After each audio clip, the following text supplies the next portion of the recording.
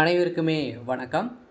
சற்று முன் கிடைத்திருக்கக்கூடிய ஒரு மிக மிக முக்கியமான செய்தி ஒன்று வெளியாகி உள்ளது. சற்று முன் நேரு வீட்டில் மூட்டை மூட்டையாக சிக்கிய பணம், இது மாதிரி செய்திகள் வெளியாகிருக்கு. இப்போ அதிரடியாக நேரு அவர்கள் பார்த்தீங்கன்னா அவர்கள் மீது குற்றப்பிரிவு தாக்கல் பார்த்தீங்கன்னா செய்திருக்காங்க. இவர் மீது ஊழல் வழக்கை போடப்பட்ட நிலையில் இப்போ அதிரடியாக நேரு அவர்கள் பார்த்தீங்கன்னா ஊழல் செய்தது உண்மைதான் அப்படின்ட்டு பார்த்தீங்கன்னா இப்போ தெரிய வந்திருக்கு. இந்த ஊழலின் அடிப்படையில் இப்போ நேரு அவருடைய கதை ஒட்டுமொத்தமாக முடிய போகுது.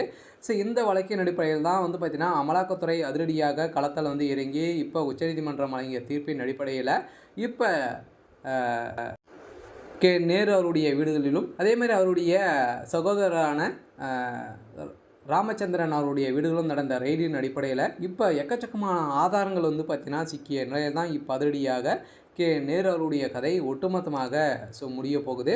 இதை பற்றி பார்க்கலாம். அதுக்கு முன்னாடி நம்முடைய சேனலுக்கு இப்போ தான் நீங்கள் முதல் முறையாக வந்திருக்கீங்க அப்படின்னா மறக்காமல் நம்முடைய சேனலை சப்ஸ்கிரைப் பண்ணி சப்போர்ட் பண்ணுங்கள். வாங்க வீடியோக்குள்ளே போகலாம். பார்த்தீங்கன்னா இப்போ மாநகராட்சி துறையில் பார்த்தீங்கன்னா மோசடி செஞ்சதாக நேரு அவர்கள் மீது வழக்கு பதிவு செஞ்சுருந்தாங்க. இந்த வழக்கு பதிவின் அடிப்படையில் அதிரடியாக அமலாக்கத்துறை பார்த்தீங்கன்னா களத்தில் இறங்கி அவர் சம்மந்தப்பட்ட இடங்களில் ரெய்டு நடந்தது. இந்த ரெய்டின் அடிப்படையில் தான் இப்போ அதிரடியாக இது தொடர்பாக வங்கி மோசடி தொடர்பாகவும் பார்த்தீங்கன்னா பதிவான வழக்கில் நகராட்சித்துறை அமைச்சர் நேரு சகோதரர் ராமச்சந்திரன் வீடு உள்ளிட்ட இடங்களில் அமலாக்கத்துறை அதிகாரிகள் சோதனை நடத்திய போது இந்த ஆதாரங்களை எல்லாம் கைப்பற்றி உள்ளனர்.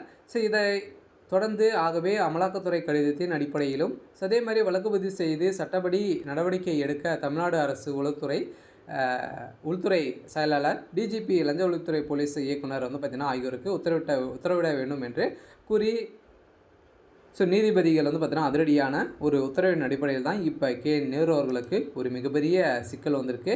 இந்த வழக்கில் சென்னை உயர்நீதிமன்ற தலைமை நீதிபதி எஸ்வி கங்கா புர்வாலா, நீதிபதி சத்யநாராயண பிரசாத் ஆகியோர் விசாரித்திருந்த நிலையில் அப்போது தமிழ்நாடு அரசு சார்பில் ஆஜரான அட்வொகேட் பார்த்தீங்கன்னா அதிரடி ஜெனரல் PS ராமன் மூத்த வக்கீல்கள் பார்த்தீங்கன்னா இந்த வழக்கில் ஆஜராகி வாதாடின நிலையில் இந்த வழக்கின் அடிப்படையில் நீதிமன்றம் வழங்கிய தீர்ப்பின் அடிப்படையில் அமலாக்கத்துறை வழங்கிய ஆதாரங்களின் அடிப்படையிலும் மாநில போலீஸார் ஏற்கனவே ஒரு ஆரம்ப கட்ட விசாரணை நடத்தி இருக்கிறோம். எனவே உடனடியாக புதிய வழக்கு பதிவு செய்ய வேண்டிய அவசியம் இல்லை என்பது போன்ற ஒரு நிலைப்பாட்டை பார்த்தீங்கன்னா அரசு எடுத்துள்ளது. இதனால் மத்திய அமலாக்கத்துறை வழங்கிய தகவல் மற்றும் ஆவணங்கள் மீது மாநில போலீஸார் நடவடிக்கை எடுத்துள்ள நிலையில் தான் இன்று காலை அதிரடியாக கைது செய்யப்பட்டிருக்காரு.